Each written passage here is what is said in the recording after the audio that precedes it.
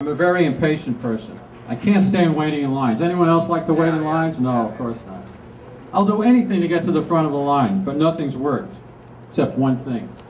Bringing my youngest daughter along and having to throw a huge tantrum. So loud, no one could stand the noise. It works great, every time, except for one thing. You know how hard it is to get your 33-year-old to cry on demand? I'm going to tell you a little something about myself. I have obsessive-compulsive tendencies. I have attention deficit disorder. What did I just say? I still have some mood swings, like from childhood. And I have some unresolved anger issues. Now those are my positive attributes. Thanks for that small amount of laughter a minute ago.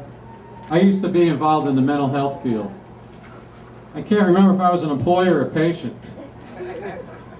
Actually, I did. I was a psychiatric technician. I did that program. I worked in mental health for a while. Not too long. But I remember I was at the hospital, and this one patient was out of control. They had to restrain him. So they call all of us in, all employees had to go in to restrain, right? I never had that experience before. I was very excited. I didn't know what to do. I started pounding on him, keeping him down. I'm the one that had to be restrained in the front. You know, we had our training at you ever hear of Napa State Hospital for the mentally ill?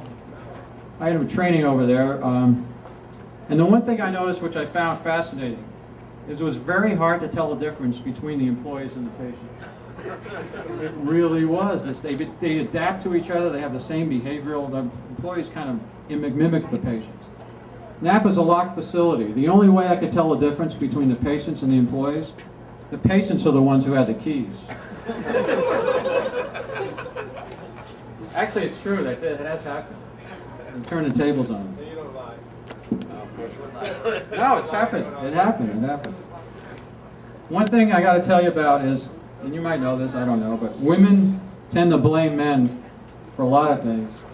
But one is their physical challenges in life. They call it a hysterectomy. Menopause. Menstruation. That wasn't meant to be funny. That was for informational purposes only. A woman came up to me recently. She known me as Tommy because that's what I was called. That was my real name.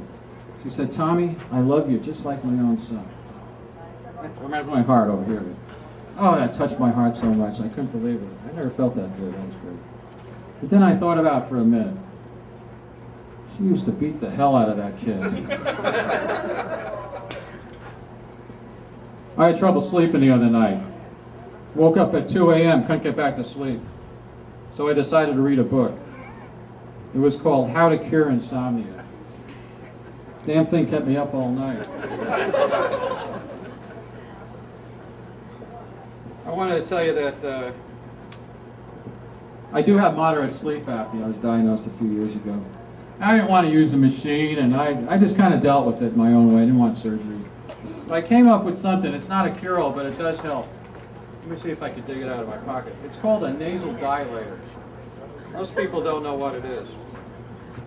But what you do is you stick it in your nose. I'll demonstrate. You might not be able to see it. This little thing here. You put it in there. You can still talk while it's in. And what it does is it opens the airwaves.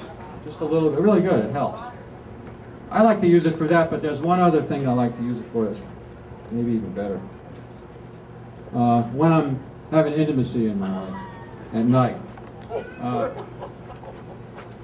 I just wanted to say that it's definitely non-invasive. So much so that I could go all night being intimate, my wife doesn't even notice.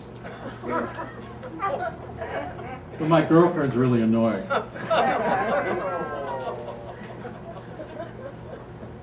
I love you guys. I love people. I really do. It's relationships I can't stand. I was going to tell you this one, but I feel moved to. I used to see this woman, and she always complained that I wasn't romantic enough. She wanted a guy who could sweep her off her feet. She left me for a broom salesman.